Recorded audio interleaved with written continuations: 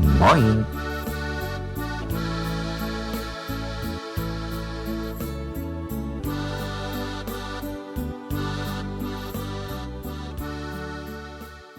Moin, and welcome to Moin. This channel is about languages, though mostly about Low Saxon, also known as Low German. If that's your thing, check out the video description for more content on the topic. And feel free to leave a comment. I'd love to hear what you'd like to see next. Alright, let's get started. Today, phonology nice and easy. Don't worry, I'll keep it as simple as possible. And this actually helps you. You'll be able to pronounce Low Saxon much more authentically than what you often hear today. And if you have a linguistics background, this also involves a pretty fascinating case of overlength or super length. One important thing, Low Saxon isn't a single uniform language. This video focuses on dialects that descend from Old Saxon, not the Low Franconian varieties often also lumped in under the label Low German. In practice, we are mostly looking at Northern Low Saxon dialects spoken in Lower Saxony, Bremen, Hamburg, and Schleswig-Holstein. Enough intro, let's go. 4 lengths. Listen closely. Can you hear the differences? Dach, pan, dog, door. You may have noticed that the vowel A differs not just in length but also in quality. The long A is rounded. In some dialects, it even shifts toward O and is sometimes mistakenly spelled with an O as a result. More generally, in Low Saxon, vowel length often goes hand in hand with vowel quality. Think about it. English isn't much different in that regard.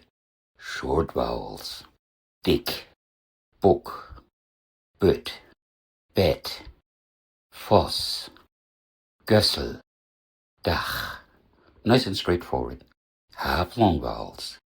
Now it gets more interesting. Short vowels become lengthened when followed by a sonorant. That is, sounds like M, N, eng, L, or R, and even glides like English W and Y.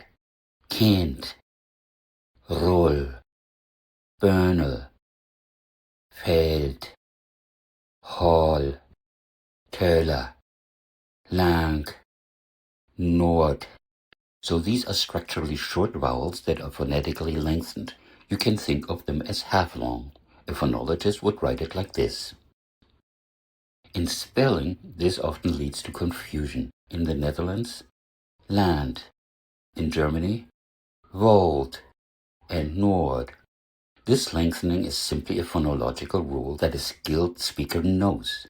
It's therefore unnecessary to mark it in spelling. English isn't all that different in this respect, for instance in words like can and sang, as opposed to can and sang in some dialects of northern England. Long vowels. Diek, poen, puuk, peeks, book, keum, dog. Here the vowels are phonologically long. A quick look at the theory. A mora is a unit of syllable weight. Short vowels, 1 mora. Long vowels, 2 morae. Half-long vowels are phonologically short but phonetically lengthened. If it helps, you could think of it as 1.5 morae. Overlong vowels. Low Saxon doesn't just distinguish short and long, it actually has 4 degrees of vowel length. Overlength is relatively rare among languages. In Europe, it's also found in Estonian, though the Estonian system works differently. How does overlength arise? In many Low Saxon dialects, a final syllable with e was lost. Dome, dom, doge, dore, dog, door, huse, hus, löge, löje, lög, löj. Lune, loon, nese, nese. The consonant D behaves a bit differently. It tends to weaken or disappear between vowels. Lüde, lüe. This is often reflected in spelling, and in dialects that also lost the final E, lüd, lü. The result? Extremely long vowels. Another interesting feature, in West Germanic languages, with the exception of English, we usually get final devoicing. Voice consonants become voiceless at the end of a word. German Kleid versus Kleider. But after overlong vowels in Low Saxon, this doesn't happen. The consonants remain voiced, almost as if a vowel was still expected to follow. Typical mistakes. If you don't know the system, you might produce forms like dom, doch, hus, möch, möch, loon, nes, nes, lüt. This has become very common among learners in Germany. What's going on here? The lost syllable left behind temporal length, or weight, and that weight shifted onto the preceding syllable. The final vowel disappeared, but its mora hung on. Cool, isn't it? Overlength also occurs in diphthongs, by the way. Loge, loge, log, log, dröge, dröge, drög, drög, lege, leje, leg, lej, möde, möd. Dragging tone? In older linguistic literature, this overlength is sometimes called a dragging tone, possibly because a pitch contour was perceived. But whether this is really the same phenomenon as, say, in Limburgish is debatable. Conclusion. Low Saxon distinguishes short, half-long, long, overlong.